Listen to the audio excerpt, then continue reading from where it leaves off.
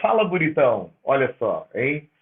Professor Wesley, o tamanho da minha testa, querido. Você tá vendo que eu tô meio piquelado hoje, né? O pixel aqui não tá legal. É porque eu tô na câmera do notebook. Você sabe, né, cara? Esse notebook aqui, guerreiro, herói da resistência. Esse notebook já tomou tombos, passou comigo a pandemia.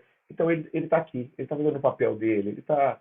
Tadinho, vamos respeitar. Mas a câmera dele não é assim, aquela besteira. Por isso, eu vou apresentar a tela logo. E, aliás, você não veio aqui para ver essa beleza toda que está na sua tela. Não é para isso que você veio aqui, né, bonitão?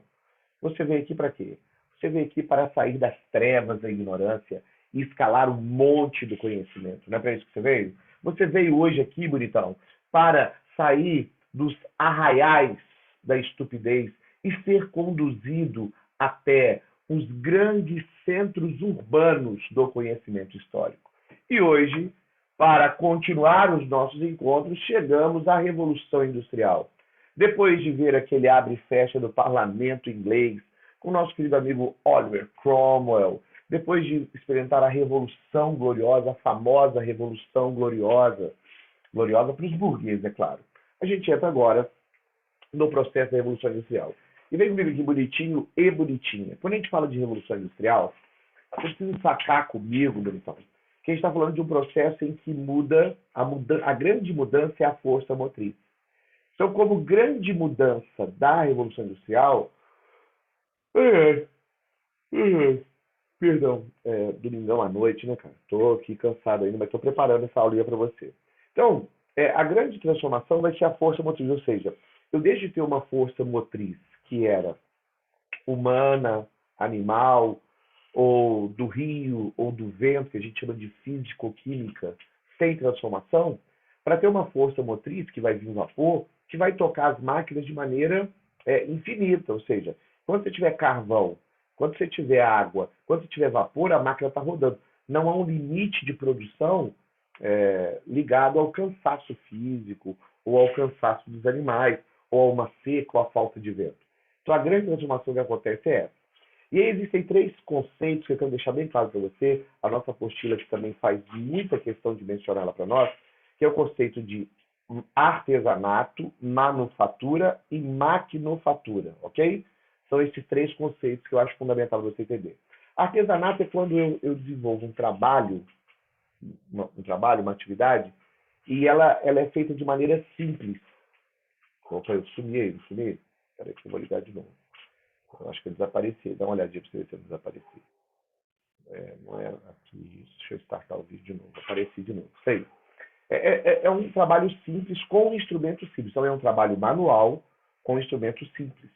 Pode ser uma agulha, pode ser um martelo, pode ser um facão, ok? Artesanal, uma coisa artesanal quer dizer que eu vou usar um instrumento simples, como uma alavanca, um martelo, uma agulha. Então, exemplo, o cachecolzinho que a sua avó faz para você, para proteger seu pescocinho lindo do frio, artesanato, ok?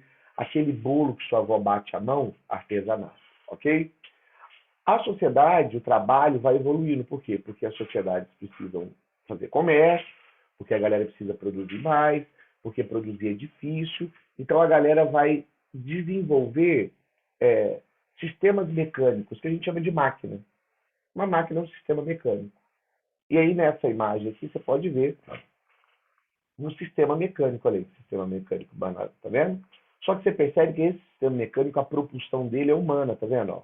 Os caras estão aqui fazendo funcionar uma gráfica, tá vendo? Ó? Isso aqui é uma gráfica, tem ali o cara tá tentando imprimir alguma coisa, mas os caras vão tocar essa máquina à mão. Então isso aqui é um sistema manufatureiro. Manufatura, manual, fatura, máquina. Então, fabricação manual. Percebe que é diferente? Ó? Olha os caras aqui do artesanato. Beleza? Século XVI. E olha esses caras aqui agora com as máquinas. Mas ainda há um limite de produção que é determinado pela produção humana. Só que agora, velho, o processo industrial, a revolução industrial, leva a gente a essa característica aí. Olha essa nova realidade aí. Agora eu tenho uma realidade que é a realidade da mecanização. Ou seja, a máquina ela vai substituir a função humana em muitos processos. Eu tenho uma produção agora que não depende mais da força humana, que não depende, e olha só, quando eu digo força motriz, ok? O trabalho humano continua sendo necessário, mas a força motriz, aquilo que movimenta a máquina, não é mais a força humana, nem a força animal. Há também agora uma especialização do trabalho, há uma sistematização do trabalho. Então aqui eu vejo um grande tear, olha aqui, olha, esse grande tear, tá vendo? Um grande tear, ou seja, uma grande fábrica de tecidos inglesa fazendo agora esse processo, que é uma máquina que é tocada, que é estabelecida, que é através do vapor. Então está aí esse processo mecanizado.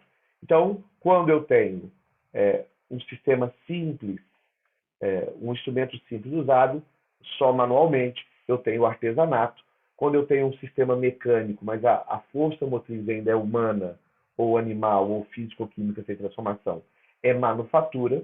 E quando eu tenho um sistema mecânico mais sofisticado, e esse sistema mecânico sofisticado, ele passa a ser tocado, passa a ser movido por uma força motriz, que é uma força motriz de transformação físico-química, como, por exemplo, é o caso do vapor, que transforma o calor em força, ou como é o caso do petróleo, que vai transformar também o motor a combustão, a gente tem a famosa maquinofatura, ok? Então, olha o que diz aqui, ó. Aos poucos, as pessoas deixaram de trabalhar em suas casas e, em pequenos grupos, iniciaram um trabalho sistemático em fábricas, geralmente para um único patrão, em troca de salário. Essa mudança permitiu a produção em grande escala, o que gerou mudanças nas sociedades. Essa última mudança veio a ser conhecida como Revolução Industrial. A palavra revolução, nesse contexto, é aplicada às profundas modificações que a humanidade experimentou, e a identificação dessas mudanças é fundamental para o entendimento do mundo atual. Ô, Bonitinho, você entende quando a gente fala de revolução? Olha aqui, ó, quando eu falo de revolução, e aqui ó, vem apresentando as grandes revoluções. Toda vez que você ouvir o conceito revolução, você precisa se ligar que esse conceito está diretamente associado à ideia de uma mudança da estrutura da sociedade. Então, quando você pensa numa casa, vamos pensar numa casa. Eu tenho algumas coisas na casa que não são estruturais, por exemplo. A tinta, o piso da casa, o azulejo, as janelas. Eu posso mudar uma janela de lugar, ela não é estrutural. Então, se eu troco uma janela de lugar, eu não mudei a estrutura da casa, eu não fiz uma revolução, eu fiz uma reforma, eu promovi uma revolta, mas eu não fiz uma revolução.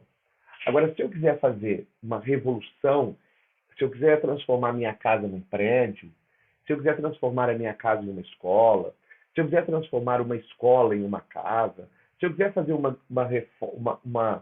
reforma estrutural, eu preciso derrubar essas colunas, as vigas, as paredes, que são as coisas, que são os elementos que dão estrutura, que deixam aquela casa em pé. Então, quando eu falo de revolução, eu estou mudando as bases da sociedade, aquilo que mantém a sociedade em pé. E a nossa sociedade ela tem três bases principais: economia, política e vida social. A Revolução Industrial, assim é chamada, porque ela altera economicamente a nossa sociedade, ela altera politicamente a nossa sociedade e ela altera economicamente. Não, política, social e economicamente. Por isso nós chamamos esse momento de Revolução Industrial. Suave, bonitinho? Ok? Então, espero que você tenha gostado dessa aula. A gente volta daqui a pouco para a próxima, para a gente falar um pouco sobre os impactos que essa transformação teve sobre a sociedade moderna. Ok? Espero lá. Um beijo do Prof. Wesley. Tchau, tchau.